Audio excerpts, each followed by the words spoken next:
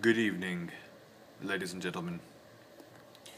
Hey guys, I don't really have time for a review, but I thought I would show you this new Spyderco military sprint run that they just came out with. This is a pre-production that I was able to get my hands on through my contacts at Spyderco. Personal friend of Eric Glesser, so there it is. The bolstered black and gray G10 with Anzo pattern. Of course, if you know anything, you know I'm just joking, and this is actually a modification job that I did for someone. Actually, my first time to ever have a military in my hands. And it is a big knife, a long knife. A beautiful knife, though. Let me open this blade real quick. I'm going to use my shirt because I don't want to smudge the blade. This is the most beautifully ground blade on a Spyderco I've seen. Just flawless. Beautiful striations on it.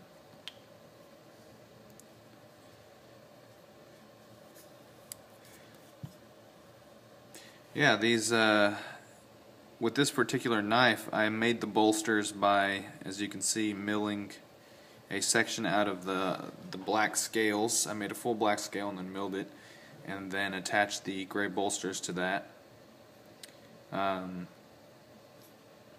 know, you're not able to just join two pieces of G10 as a butt joint, because it would basically, with all the flexing that happens in a design like this, it'll just break at that point right there. I don't think there's an epoxy that's strong enough to handle that. Geez, I need to cut my fingernails.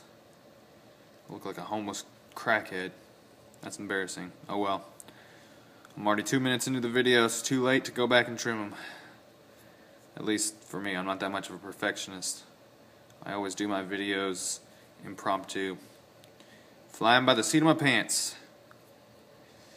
I just realized I moved the blade around a lot while I'm talking. Sorry about that, guys. Pretty good centering there. Almost perfect. I think this is pretty much how the blade was when I got it.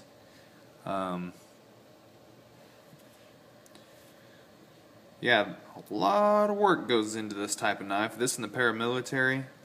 If you're getting a job done by, you know, Tough Thumbs or any of the other knife modifiers that are out there, you need to realize what kind of work goes into these things. I mean, if you want to do it to where the knife functions properly and, you know, everything is lined up properly and stuff, it takes a lot of work. I'm not even going to say how much work I put into this, because it was a long time, So any of the work you get done is well worth the money.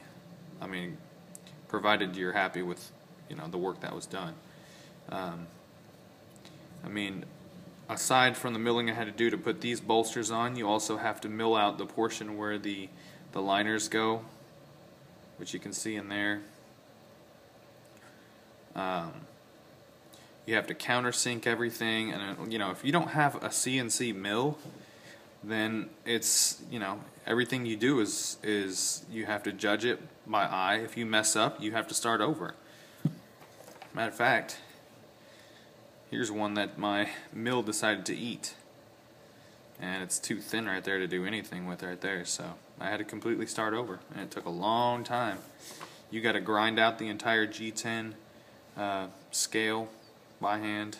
I mean, not by hand, I use the mill obviously, but it's not automated, so I don't, you know, I don't just hit a button and make the scale. Not that I respect the people that can do that too. It means you have to learn how to use the mill and all, but, or the CNC programming and all, but a lot of work goes into it. A lot of work. I'm proud of it though. I think I did a good job. Lots of fitting. This is what a custom knife maker, well, this doesn't quite approach the level of what a custom knife maker does.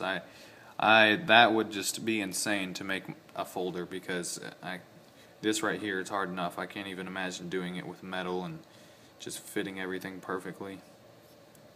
That's why you don't just, you can't just up and be a knife maker and be successful.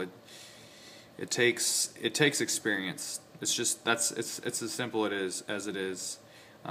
People with engineering degrees and stuff will just try to, they're like, oh, that's cool, I could make that, I'm an engineer. Well, they find out it takes a lot more experience than they thought.